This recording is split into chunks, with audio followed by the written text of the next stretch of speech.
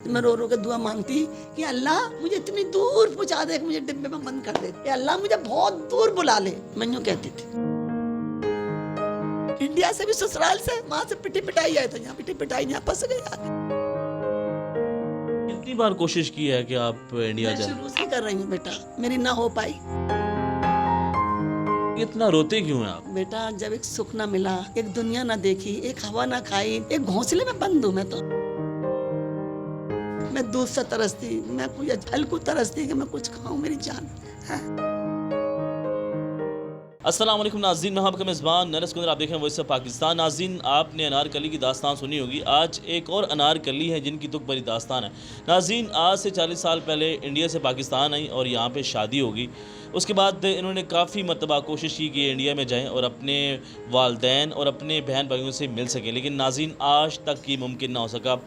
बड़ी मुश्किल लाइफ है इनकी और इनका ये कहना है कि मैं तड़पती हूँ अपने घर वालों को देखने के लिए, लेकिन आज तक मैं उनसे नहीं मिल पाई। बड़ी कोशिश भी की वीज़ा लेने के लिए, लेकिन कोई वीज़ा जो है इनको ना मिल सका। किस तरह गुजरी है इनकी ज़िंदगी, कैसे इंडिया से पाकिस्तान आई और किस तरह यहाँ पे शादी हुई, ये सारी कहानी सुनते हैं। अच्छा, मेरे ये बताएं कि आपकी कितनी एज थी जब आप इंडिया से पाकिस्तान आपकी शादी? 20 साल की उम्र में मेरी शादी हुई।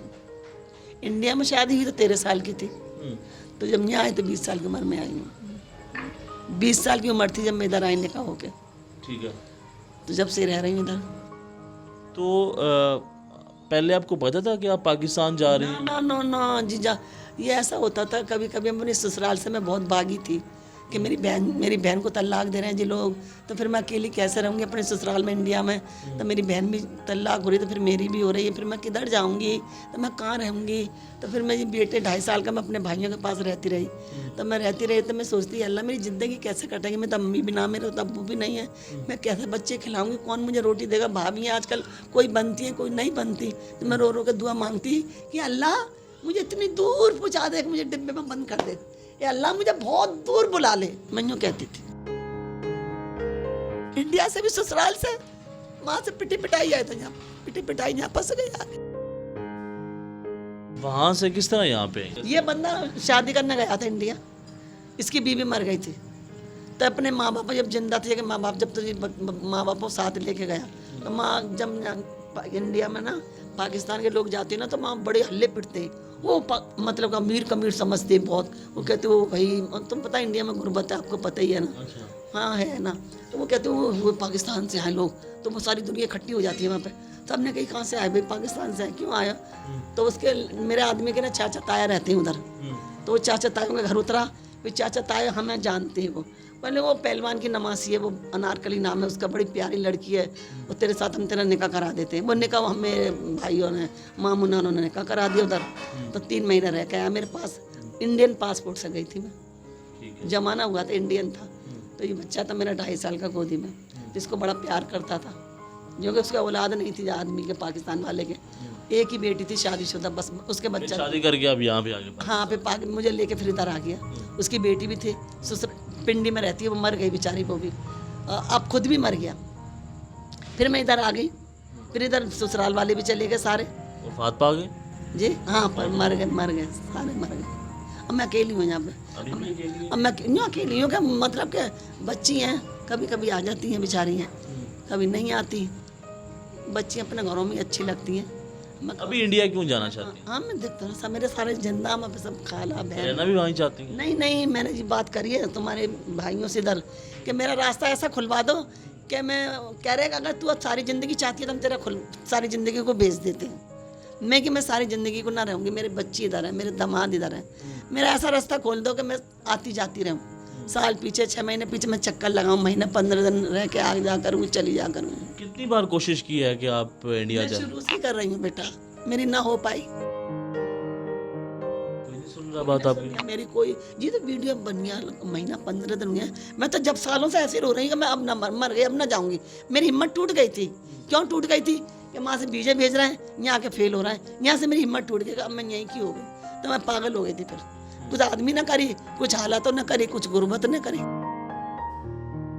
मरे कुछ 14 वीजा वहाँ से आता था? हाँ, मेरे भाई भेजते थे। यहाँ से रिजेक्ट हो जाता? वहाँ से आता था, यहाँ मिलता था वीज़ा, यहाँ आता था तो फेल हो जाया करता था। आखिरी दफ़ा आपको कब रब्ता हुआ या वीज़ा कब आया था आपका? हो गए मेरे ख्याल साल 6 महीने हो गए। अच्छा। हाँ, तो उन्होंने कही बीबी कितनी दफा तो आ चुका तेरा वीजा, लगता ही नहीं इसमें कोई चक्कर है तुम्हारा।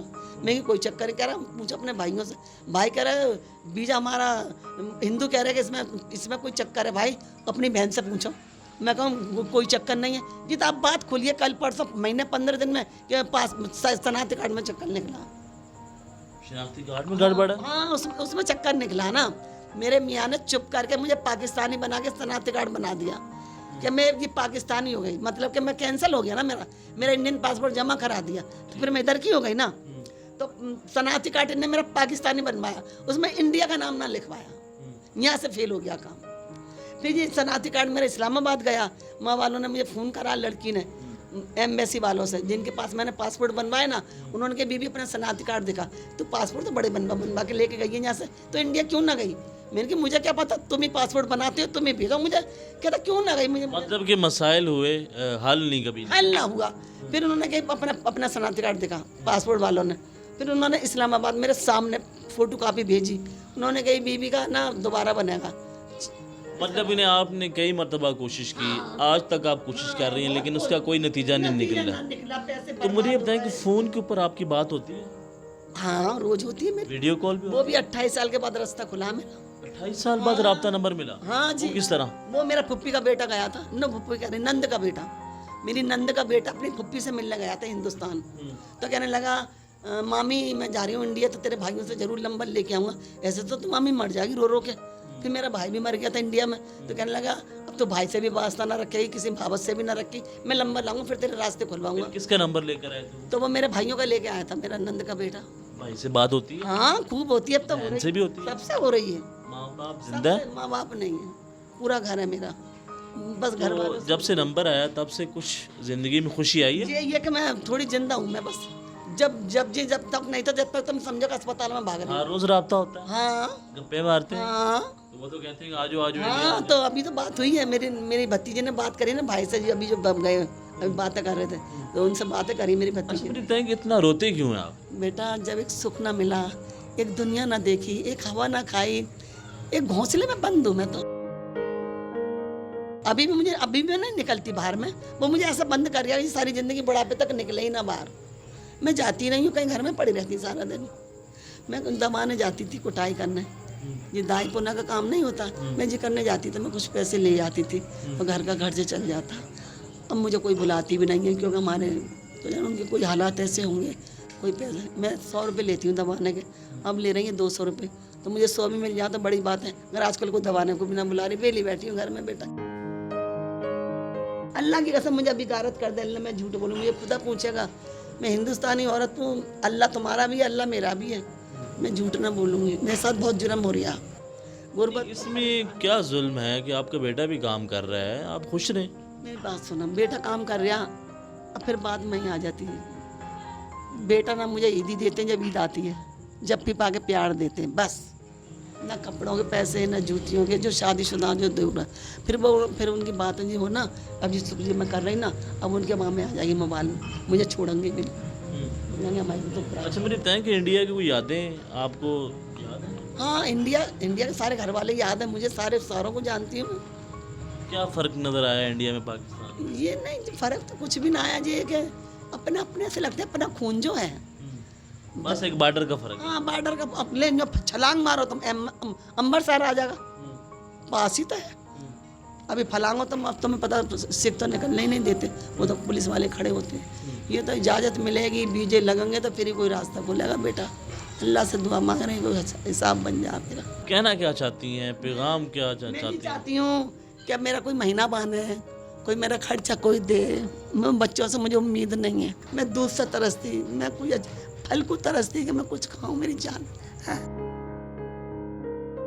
मैं कुछ नहीं खा सकती, मैं क्या करूं, मेरा मैदा खराब है, मेरा पेट फूल लिया, बहुत गैस होती है मेरे पेट में, मैं कहाँ इलाज कर रहा हूँ, गोडों का जवाब दे दिया डॉक्टर में। तुम देख रहा ना मैं चलती हूँ कैसे चल रही लंगड़ा के, ये मेरा ऑपरेशन बताया, मैं अस्पताल में, मैं डर इंडिया भी जाना चाहती पर इंडिया भी जाना चाहती हूँ। हौसला तो बहुत है मेरे अंदर, जीदार बहुत हूँ तुम्हारी दुआ से, हौसला बढ़ा मेरे अंदर, सब्र भी बहुत है तो हौसला भी बहुत है बेटा। मगर पैसों से गुर्बत से रह गई ना बेटा, ना अच्छा पहना, ना अच्छा खाया, ना ढंग का सूट उसने दे दिया, छिले में गई कट कुटाई करना, कहना सूट दे दिया, कहना क्या कोई ज़िंदगी है, अच्छी लगती है ज़िंदगी, मांगती नहीं हूँ। कहना मुझे कहा मैं अपनी कमाई से खुद पहनूँ, खुद खुश रहूँ, वो चीज़ें नज़र ना आ रही मेरी। मैं भी इंसान हूँ, मेरा भी दिल करता मैं अच्छा। आप हिंदी पढ़ लेती हैं, लिख लेती नहीं, हैं? पढ़ी हुई नहीं ना, नहीं मेरी भतीजी सारा पढ़ती हैं, पढ़ी लिखी 16 पढ़ी हुई, जो बात कर रही थी अभी भाई से, वो 16 जमात पढ़ी है। तो भाई के साथ जब राब्ता होता है तो क्या कहते हैं वो? मुझे यही कहते हैं कि तू आने की तैयारी कर, तेरा जो खर्च होगा हम करेंगे, तेरा वीज़ा लगाएंगे, तू टेंशन न ले, तू अपनी फुल तैयारी कर, हम आने को, तू आने को तैयार है। तो उनको इधर बुला लें। वो मैंने कही, वो बोला क्या कह रहे बहन मेरी तो इतने अरसे से मैं जमा सारी ज़िंदगी तुझे उधर हो गई, तो हमें जो डर लगे कि हम तेरे पास जाकर हम भी ना फंसे जाएं, वो डरते हैं। वो कहते तू आएगी ना, फिर हमारा रास्ता खुल जाएगा, फिर हम भी आ जाएंगे तुम्हारी तरफ। मुझे बात कह रहे थे, मुझे कह रहे और कोई बात नहीं है, तू आएगी तो फिर हमारा हौसला खुलेगा।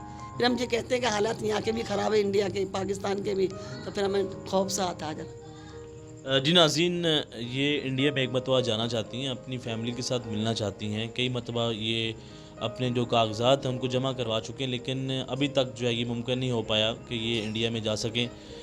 बड़े मुश्किल हालात है, घर के हालात बहुत ज़्यादा ख़राब हैं, कमाने वाला कोई नहीं है। इनका ये कहना है कि मैंने कई अरसे से कोई फल नहीं खाया और अच्छे कपड़े नहीं पहने हैं, और अगर कोई आप में से इनकी हेल्प करना चाहता है तो वो भी ये कर सकता है। लेकिन जो मेन पॉइंट है वो यही है कि ये इंडिया जाना चाहती हैं अपनी फैमिली से मिलने के लिए।